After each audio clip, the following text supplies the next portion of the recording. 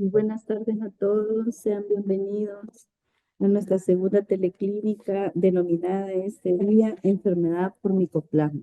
Le damos la bienvenida a nuestro staff de infectólogos del Hospital Nacional de Niños Benjamín Blum. Doctor, buenas tardes.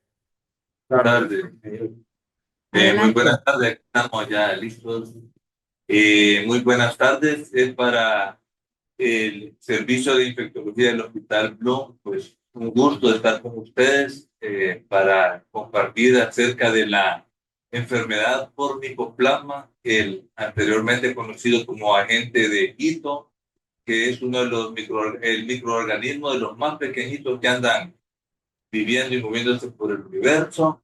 ¿Verdad? Que vamos a ver en esta tarde, pues, cómo muchas veces tenemos que llegar al diagnóstico de una manera clínica, epidemiológica y dar tratamiento. Entonces, para que tengamos todos estos parámetros de cuándo sospecharlo, cuándo tratarlo, tenemos médico pediatra actualmente cursando pues, su presentado primer año de infectología, quien nos va a presentar un caso clínico que oriente a la enfermedad. Y tenemos también el gusto de tener con nosotros al doctor Rafael Santamaría, médico infectólogo pediatra de nuestro hospital, que fue pues, presidente de nuestro hospital Blum, jefe de residentes, y realizó su posgrado en el Instituto Nacional de Pediatría en México. Así que sea del mayor provecho para todos ustedes. Dejo en este momento a la doctora Jacqueline Sagastume para que nos comparta su explicación. Tengan todos buenas tardes. Como ya mencionaba el doctor Moreno, el tema a abordar el día de ahora es enfermedad por micoplasma. Vamos a iniciar primeramente hablando de un caso clínico que tuvimos en nuestro hospital. Un paciente masculino de 13 años de edad que tenía el antecedente de una malformación anal rectal desde el nacimiento. Desde consulta externa le ingresaron para programación de cirugía. Le iban a realizar un enema continente anterogrado de Malón. El antecedente importante previo al ingreso, el paciente inicia solo con tos seca, no en accesos y ocasional que madre medicó con antihistamínico. En ese momento no refería otra sintomatología al momento de ingreso y lo ingresaron para programar cirugía. No tenía ningún antecedente familiar que sea contributorio y, importante, el esquema de vacunación estaba completo para la edad.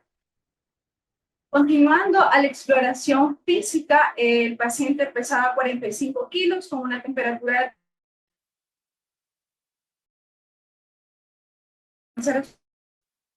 por minuto de oxígeno de 95%.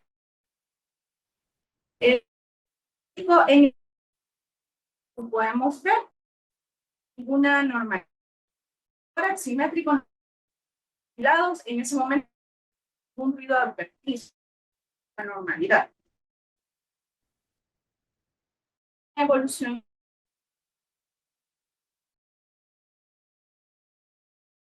tenía que ingresar. Sin embargo, la distancia, vámonos que inicialmente solo una tos refería a la más presenta un exceso respiratorio ya con tos y presenta disnea, presenta una desaturación del 88% y colocan oxígeno por bigotera a 3 litros por minuto. Eso en el servicio de cirugía. Lo evalúan y lo catalogan como una neumonía de probable etiología bacteriana. Dan Ploxona a dosis de y mamograma, biopsia aguda y radiografía. En ese momento, en la evaluación, en el examen físico, con signos vitales, frecuencia cardíaca de 99, frecuencia respiratoria de 31, acordemos que ese paciente tiene 13 años de edad, una temperatura de 36,4, saturando 97%. Sin embargo, en la anterior nota describen que la saturación era 88, pero aquí ya le habían colocado oxígeno. Al examen físico, un tórax simétrico con adecuada expansión y retracción costal. A la auscultación presenta crepitantes basales y sibilancias bilaterales, no otro ruido adventicio, resto de examen físico normal. En el examen, en el hemograma que se reporta, unos leucocitos de 7.500 con neutrófilos de 4.500, linfocitos de 1.600, monocitos de 800, plaquetas de 386.000, hemoglobina de 12.9 gramos por decilitro con un hematócrito de 38.2%, una PCR de 2.3 miligramos por decilitro, el resto de la química y los electrolitos estaban normales. Toman una radiografía de tórax que se ve frotada, bien penetrada, con 8 espacios intercostales. Hay cierta rectificación de los espacios intercostales. Ángulos costofrénicos observamos que están conservados, no hay derrames. Los ángulos costocardíacos están conservados.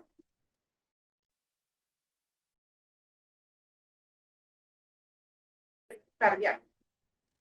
Esos son los hallazgos con los exámenes de laboratorio y de gabinete de nuestro paciente. Iniciaron ya con ceftriaxona, 2 días después, ya estaba en su 8º día de estancia hospitalaria, cumpliendo 5º día con ceftriaxona endovenosa, sin presentar mejoría. Refieren que en las últimas 24 horas presentó una desaturación de oxígeno, aumento de dificultad respiratoria, tos en paroxismos, con necesidad de aumento del aporte de oxígeno, y le colocan oxígeno por mascarilla reservoria de 10 litros, por lo cual deciden realizar interconsulta con la especialidad de infectología. Es evaluado vía el examen físico en cada 26 minutos, temperatura saturando 90 con oxígeno. Examen físico del con a las en campo con sectores respiratorios basales y sustancias inspiratorias. Paciente que al ser evaluado por la especialidad se tenía atípica. Ya tenía 5 días sin presentar mejoría, por lo cual se indica iniciar antibiótico-terapia con acitromicina, una tableta oral cada día por 5 días, y es trasladado al servicio de infectología. Paciente ya estando en su 2º día de tratamiento con acitromicina, tiene una evolución clínica favorable, se logra suspender la oxigenoterapia, no presenta dificultad respiratoria, permanece febril por más de 24 horas, por lo cual se brinda alta médica y se indica continuar manejo ambulatorio y se va a reprogramar su cirugía. Este es el caso clínico. Ahora, no sé si la audiencia tiene alguna pregunta antes de analizar este caso.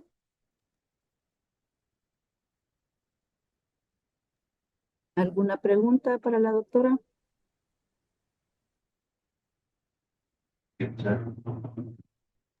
No, doctora, creo que lo dejaremos para después. Aquí podemos hacer nuestras antes en este caso.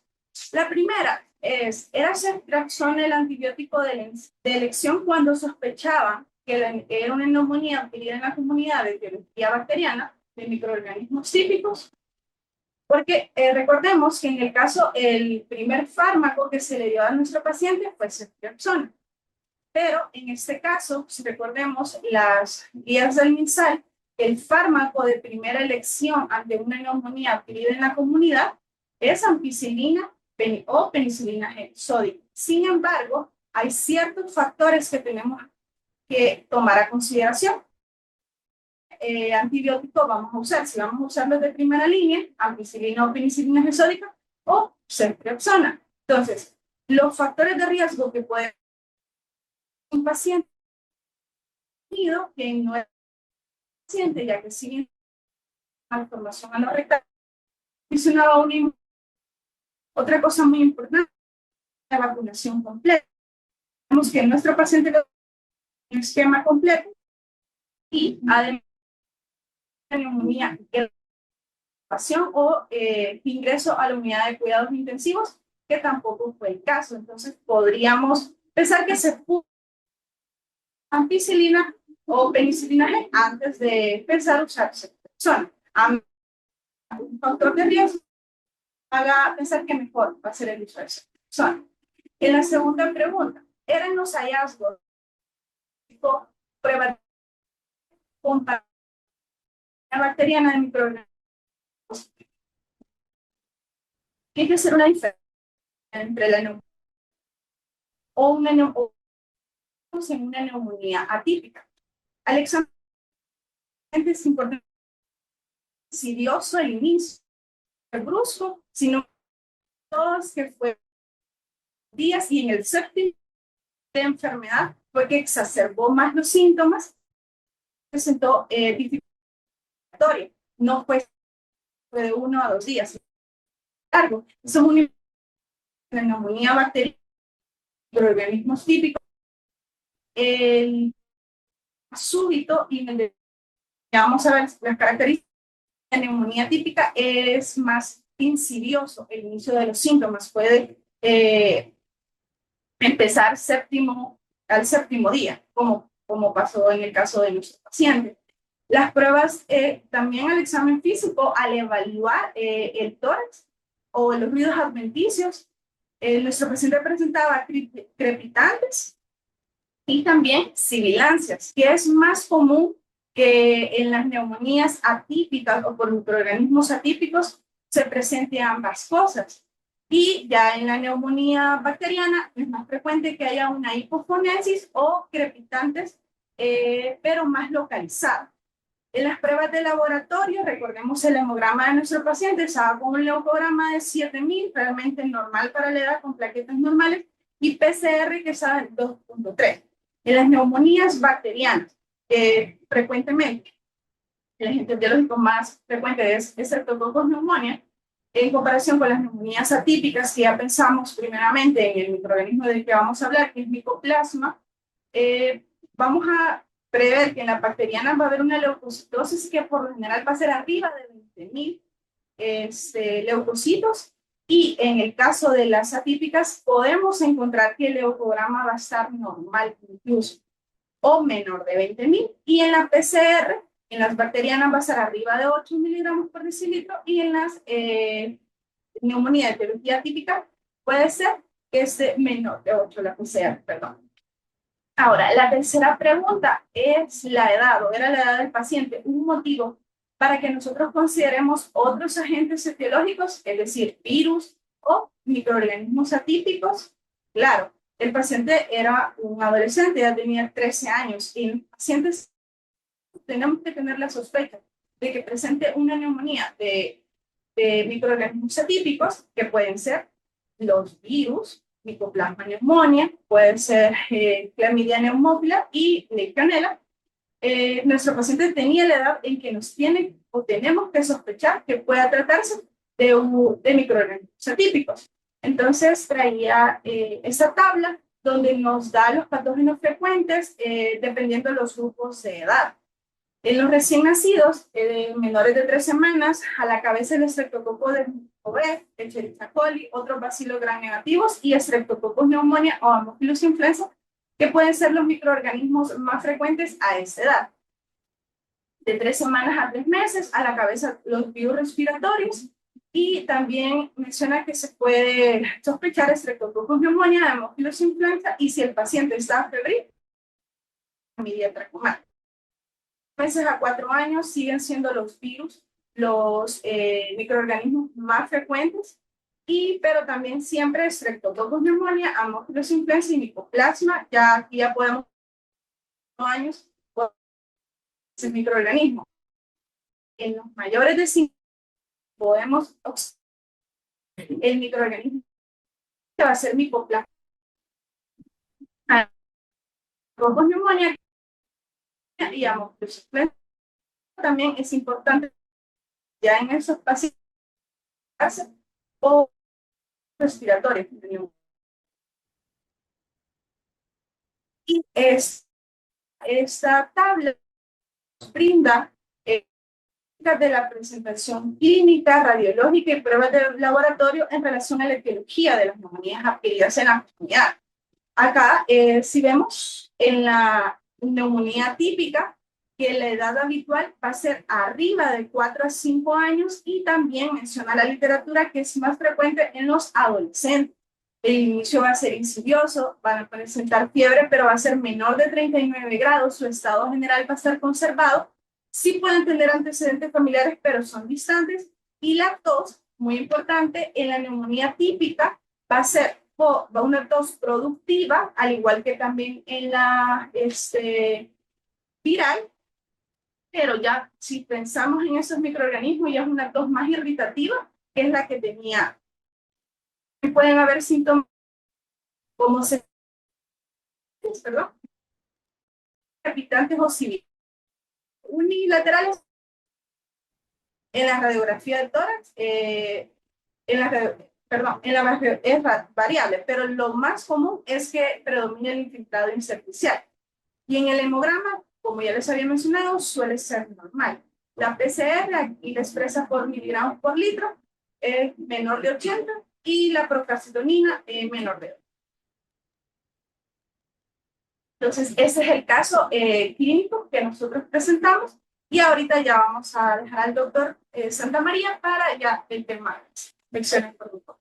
Muchas gracias, Jackie. Yo creo que hacer el comentario nada más, que en el grupo de edad de 5 años en adelante, pues el micoplasma es el agente principal causante de neumonía en la comunidad. También puede ser neumococos según las condiciones del paciente.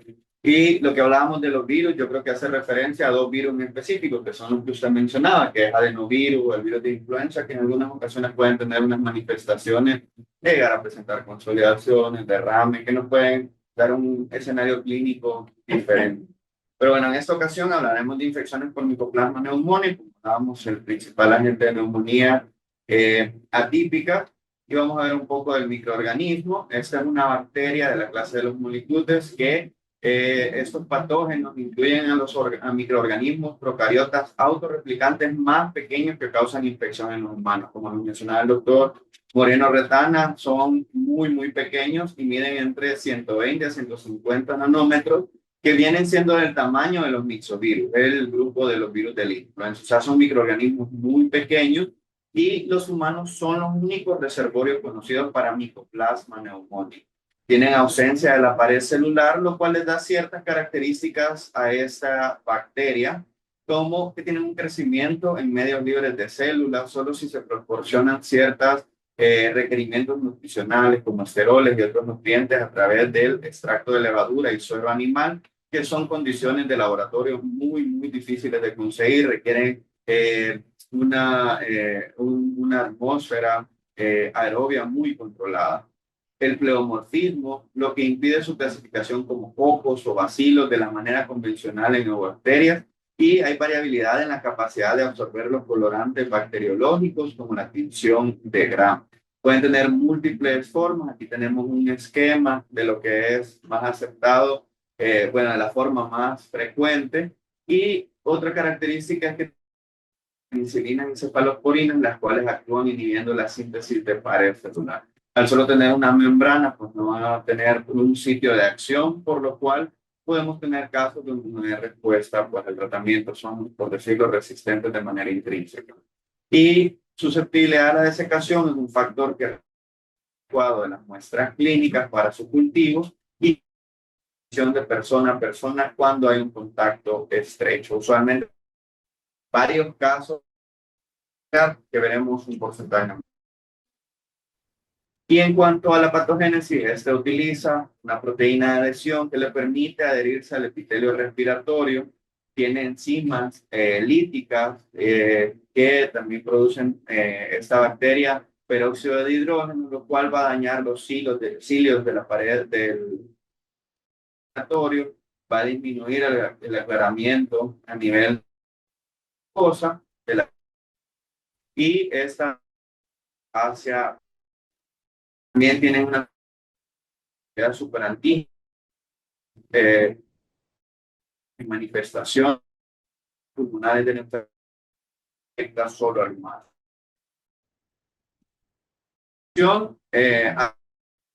Pues términos a lo largo, inicialmente 800 se hablaba neumonía. Lo posterior, pues, el cetoscopio en 2009, se comienzan a dar los primeros hallazgos de atípica, patológicos, neumonía. Entonces se describe el neumonía, la influenza, se introducen los rayos X para el diagnóstico de enfermedades pulmonares y es hasta en 1928 donde iniciamos la era actual en la que nos encontramos, en la era de los antibióticos. Antes de esto, pues se conoce como la era preantibiótica. Y luego tenemos el Mycoplasma pneumoniae descubierto en 1944 por Eaton. Y en 1952 tenemos la descripción de, bueno, el uso clínico de medicina. Cuando vemos antes de un suceso muy importante como es la introducción de las vacunas para prevenir la neumonía, teníamos que la mitad de las neumonías eran causadas por neumococo y hemófilos influenza tipo B, un desconocido. Al final se consideraban otras bacterias o otros agentes como virales. Vamos a tener que la introducción de las vacunas conjugadas cambió la epidemiología en cuanto a las causas de los patógenos de neumonía asociada adquirida en la comunidad de niños. Podemos ver que los virus pasan a ser en algunas series entre el 80 al 90% de las causas de neumonía adquirida en la comunidad, seguido de Mycoplasma pneumoniae por el grupo etario arriba de los 5 años y neumococo y otras bacterias. Pues vemos que la epidemiología ya para el año 2015 cambia. Ahí tenemos cambios en la epidemiología posterior a la pandemia del COVID-19, que ustedes pueden encontrar algunos reportes donde se reportaba baja incidencia de micoplasma durante la pandemia. Uno, por las medidas no farmacológicas de higiene, el uso de mascarilla, se evitó mucho el contacto estrecho, la transmisión, se utilizaron sólidos que pues sabemos que son el agente de elección, pero pues las medidas de se han seguido y hemos tecnología desgraciadamente. La edad a la cual debe considerarse entre las causas de infecciones del tracto respiratorio inferior es poco claro. Principalmente es una infección de adolescentes y adultos jóvenes que ha sido reconocido como una causa de infecciones en niños menores. En algunos estudios se reportan que en niños de 0 a 4 años es hasta en un 9% de los casos y en niños de 5 a 9 años la epidemiología puede llegar a ser hasta del 40%, donde micoplasma es biológico causal. Es transmitido por gotas respiratorias a través del contacto estrecho y la tasa de ataque, por ejemplo, en contacto 5 al 40%, una tasa de ataque bastante grande y por eso nos puede servir mucho hacer la historia clínica y saber si hay otras personas con cuadros clínicos similares o que en las últimas 3 semanas, que es el periodo de incubación, han padecido una enfermedad similar.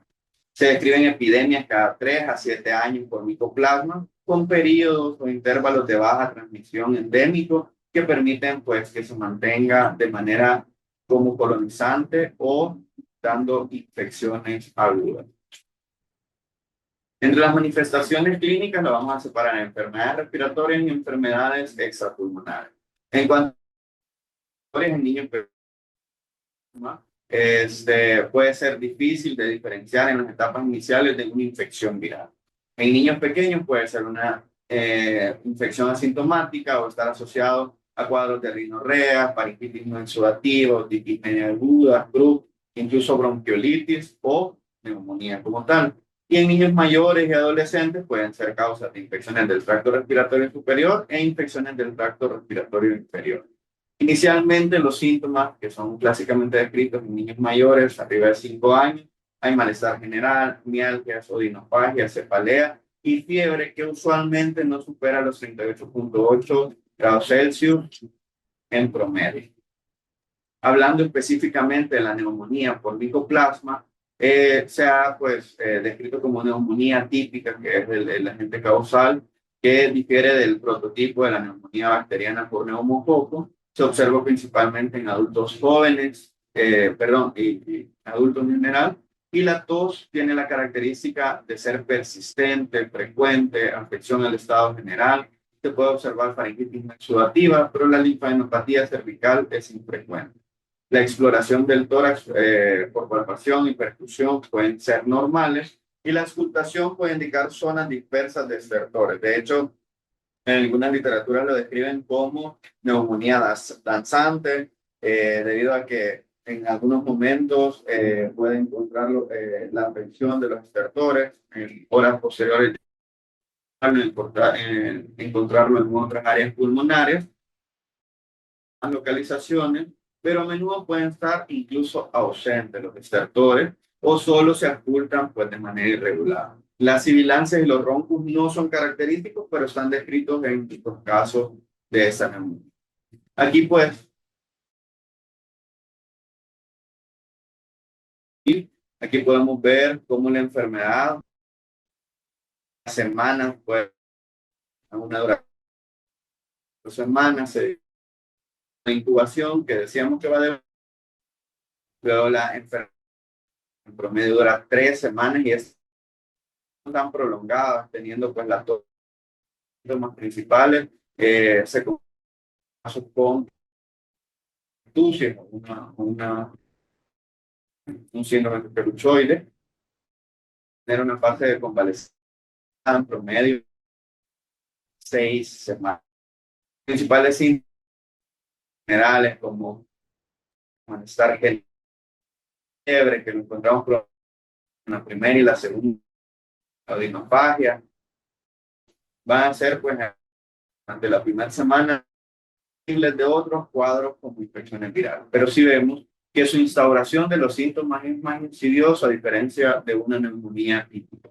Vemos que entre la primera y la segunda semana es el momento, el año donde hay más sintomatología y la tos se hace en promedio más frecuente entre el día 7 y el día 10 de enfermedad, que se puede llegar a presentar una tos en exceso o en paroxismo, muy frecuente, que en realidad es incapacitante en muchas ocasiones y puede durar en promedio de 3 a 4 semanas las dos sin tratamiento.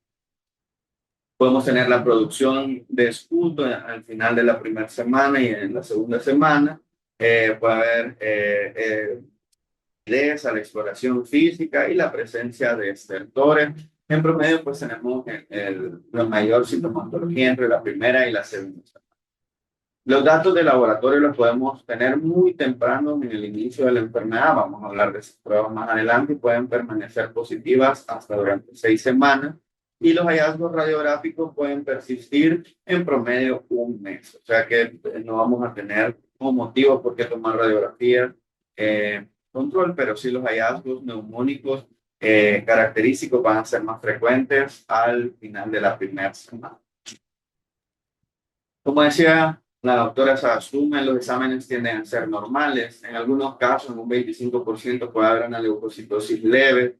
Usualmente cursan con una neutrofilia, pero cuando hay leucocitosis no supera las 15.000 células por milímetro cúbico y usualmente pueden tener una PCR o PCT negativa o menores de 8 o menor de 2 en el caso de determinarse.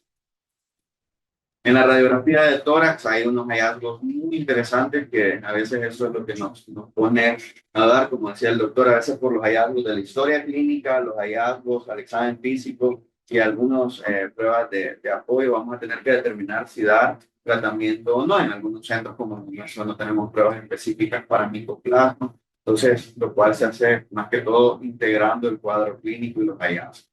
En la radiografía de tórax puede mostrar una o más zonas parchadas del líquido alveolar o no, y en un cierto consolidación descrita como tal hasta en un 25% de los casos de neumonía por micoplasma. Los derrames pleurales generalmente tienden a ser pequeños, de tipo de trasudado, y están presentes en un 5 al 20% de los casos. La consolidación lobar completa puede ser infrecuente o más bien es infrecuente. Y por lo general las pruebas de imagen muestran signos de una enfermedad más grave de lo previsto a partir de los signos en la exploración física. Eso es algo característico de la enfermedad, que podemos tener radiografías con neumonías muy aparatosas que no se correlacionan con el estado clínico del paciente. Aquí podemos ver un paciente de 10 años con una niña de 10 años con una infección por Mycoplasma pneumoniae. Vemos cómo tenemos esta neumonía basal derecho. Vemos esta, sin embargo, la imagen, perdón, vemos esta radiografía, 14 años con lobar, que decíamos frecuente, programa aéreo, derecho, un Mycoplasma en un nasofaringeo por el test de reacción de cadena polimerasa. Sin embargo, el hallazgo más frecuente que podemos tener a nivel radiográfico es este. Son infiltrados parailiares, peribronquiales. Esa es una radiografía de un adolescente con una neumonía por Mycoplasma pneumoniae. No vemos consolidados como tal, vemos algunos infiltrados discretamente, tal vez algún broncograma podemos ver, y también podemos tener imágenes menos frecuentes con infiltrado retículo nodular localizado, por ejemplo, a nivel de un solo lóbulo, como en este caso este paciente en la radiografía lateral. Podemos ver que son y que es un micro tanto consolidación en de frecuencia. Ahora, estaciones extra asociadas con micoplasma, tenemos, bueno, hay daño mediada ya de manera inmunológica. La mayoría de las que tenemos por mí, y en el caso de que se han descrito macro, multiformes, síndrome urticaria, vesícula, ulcerativa. Vamos a más adelante. De las enfermedades hematológicas, hemolítica, trombosis, también es respuesta transitoria por antifosfolípidos. A nivel del sistema se ha descrito encefalitis, mielitis, Guillain-Barré, herculitis, ataxia y la y artritis crónica que puede ser migratoria o en algunos casos artritis séptica, creo que no está uso de elevación blanco tan elevada como tenemos bacterianos, usualmente tenemos negativos, también puede haber cardíaca, carditis, hay una elevación hepática, un 30% de los casos de una afección hepática en cierto grado, y pueden incluso haber casos de pancreatitis. ¿Qué tan frecuentes son estas manifestaciones? Pues se escriben menos del 10% de las infecciones por micoplasma, son muy variadas, y esto ha sido estudios donde se ha logrado pues, tomar estos casos y hacer estudios completos, y se ha descrito o se ha identificado una infección reciente o aguda. A nivel extrapulmonar, la afección del sistema nervioso central sea posiblemente la manifestación más común. Hay un estudio muy clásico de los años 2000 que se llama el Proyecto de Encefalitis de California, que intentaba descifrar cuáles eran los principales agentes etiológicos de encefalitis en la población pediátrica y población, bueno, en adolescentes. Y se tuvieron 1988 pacientes en un 5% tenían una evidencia reciente plasma o se tuvieron acciones del estado de 8%, 40%, más neurológicos focales por ciento y alucinaciones por ciento de todos los pacientes que tenían estos datos asma habían tenido 7 o 10 días de infección respiratoria. La función lumbar en esto se asemeja mucho a punción lumbar de una infección. Pueden tener células hasta de 200, los predominios de linfoproliferación de proteínas discretas, van entre 70 a 80 miligramos por decilitro, con las características de tener hallazgos de la función de gram negativa, prueba de la T negativa, y podemos utilizar métodos ya específicos para tipo PCR para identificar micoplasma. De ahí las erupciones mucocutáneas, las lesiones que produce este microorganismo son diferentes. Podemos tener lesiones vesículo-bulosas, el 77% de los pacientes que tienen un exantema por micoplasma. Podemos tener lesiones en diana en el 48% o papular en un 14%. Hay una manifestación que pueden encontrar muy descrito que es la erupción mucocutánea reactiva a infección, que es asociado a micoplasma, donde vamos a tener estas lesiones a nivel de los labios y de encías, que también puede afectar al esófago, puede afectar la mucosa ocular o la mucosa genital, por sus siglas en inglés lo pueden encontrar como RIM, y en estos pacientes idealmente deberíamos de hacer que tengamos una micositis, unas lesiones mucocutáneas de este tipo, búsqueda de micoplasma. También pueden acompañarse de lesiones mucocutáneas. Y es una que confundir con Steven Johnson. Hay otras manifestaciones de aguda, eritema nodoso o algunas eritemas multiformes. Podemos ver que tienen diferentes manifestaciones en las infecciones por micoplasma y son hallazgos cutáneos relacionados directamente que en estos casos de estos niños se ha hecho la búsqueda activa del micoplasma.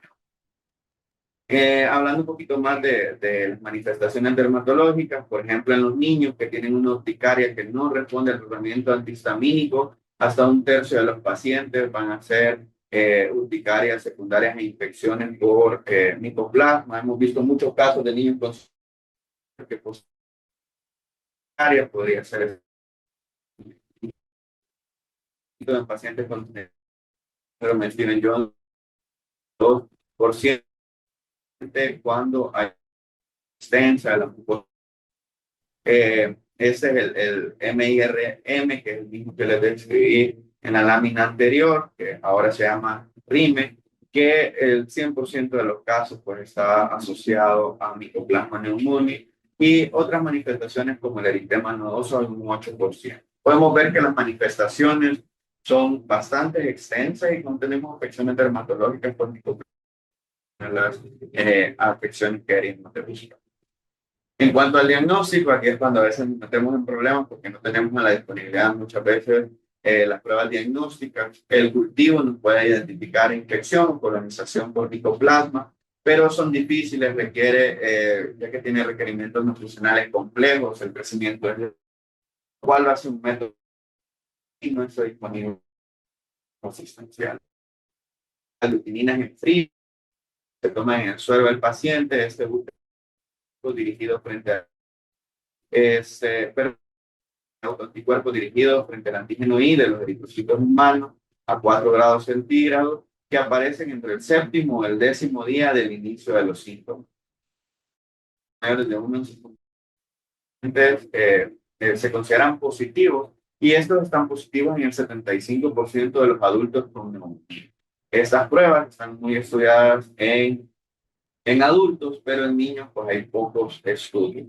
De ahí lo que está estudiados son los estudios serológicos, que es la detección de IgM, que puede ser por diferentes técnicas, como fijación de complemento, inmunofluorescencia indirecta, ensayo enzimático y cartas rápidas de ensayo enzimático. De hecho, estas son en otros países las que más se utilizan y son útiles en infecciones iniciales, pero no son tan buenas en infecciones adultos, como la detección o la elevación no es tan importante como la elevación de la IgG. Pero para casos de niños, en adolescentes, se ha descrito como una buena técnica de diagnóstico. Y ahí tenemos a la que está a la vanguardia, pues, los métodos moleculares, que es la reacción en cadena de polimerasa, que comparado con los métodos serológicos tiene muy buena sensibilidad para muestras faríngeas del 79% y para nasofaringeas del 90%. La especificidad es cierto. La ventaja de estas pruebas es que está positiva. La serológica entre el CEP, no identificar la nasofaringe,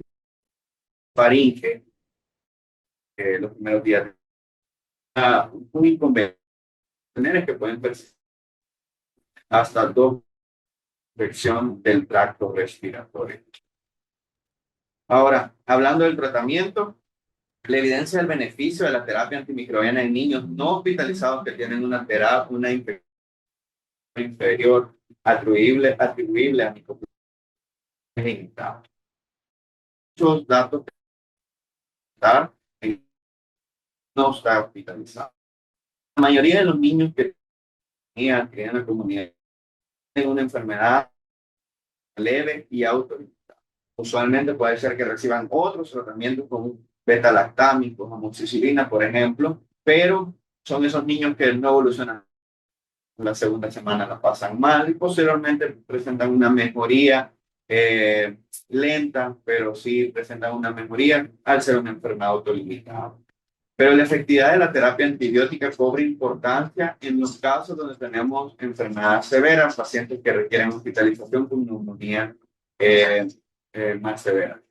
No hay evidencia de tratar manifestaciones extrapulmonares, no obstante, en pacientes con enfermedad grave, con infecciones del sistema nervioso central o artritis séptica, estarían indicados especialmente en poblaciones de riesgo como los comprometidos. Las opciones del tratamiento: claritromicina, 15 miligramos kilo día, dividido en 2 dosis por 7 a 14. Citromicina, 10 miligramos kilo día por 5 días. También hay régimen igual de efectivo que son 10 miligramos por kilo día el primer día y luego 5 miligramos por kilo día durante el día 2 y 5. Y las opciones en adolescentes: doxiciclina, la claritromicina y la citromicina, y levofloxacina en periodos de 7 a 14 días. Tanto claritromicina, doxiciclina y levofloxacina puede ser, dependiendo de la evolución clínica, que demos 7, 10 o 14 días. La duración con erradicación. De hecho, la probabilidad de que no sea resistente a los que se utilizan, el paciente pueda permanecer por micoplasma clínico y semanas posterior volver a tener un cuadro similar. Acitromicina es la única que se puede, el tratamiento es de 5 días y esto es debido a la vida media prolongada de este antibiótico. Bueno, muchas gracias. Eso es lo que teníamos preparado para el día de hoy.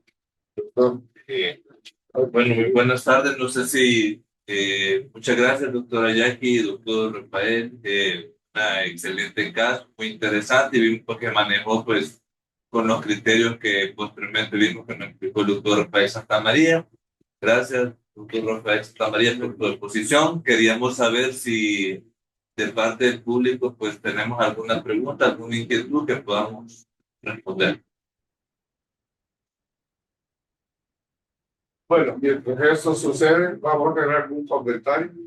La exposición de este día tenía como objetivo hablar de la neumonía, que es una causa frecuente de hospitalización, pero con el hincapié en que la mayoría son producidas por virus o por agentes atípicos y que el uso irracional de antimicrobial no debe ser ya una práctica. Este país tiene un esquema de vacunación adecuado. Y cuando nosotros utilizamos cefaloporinas de tercera generación, como la ceftriaxona, entonces nosotros estamos generando resistencia. Y si ustedes ven, la cobertura ante vacunas en el país es muy alta. Entonces quiere decir que un 70-80% de las neumonías van a ser de origen viral o en los mayores de 5 años van a ser por micoplasma pneumoniae o otras bacterias atípicas.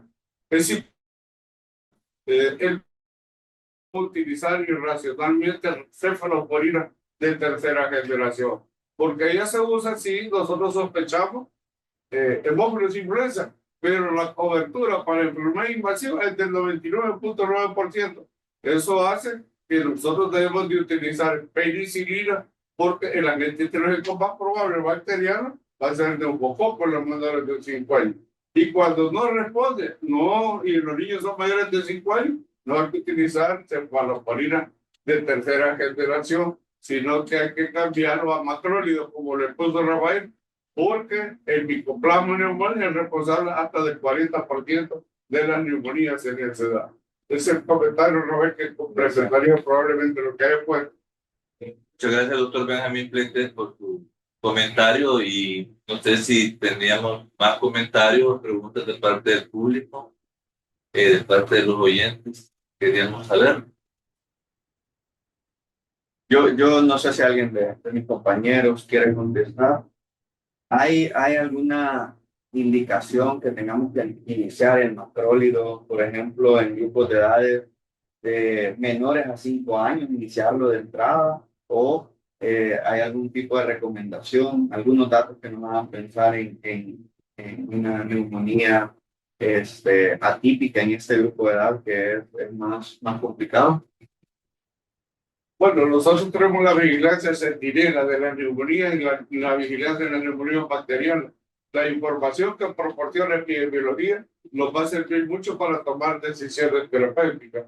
En general, va a depender de cada país, de la cobertura con vacunas que tenga y de la sospecha clínica. Como ustedes lo expresaron muy bien, estas no son neumonías que se expresen con gran gravedad. Entonces, la neumonía por neumococo, pero padre es la primera semana donde van expresándose sus mayores signos y síntomas. Y en esta es en la segunda semana.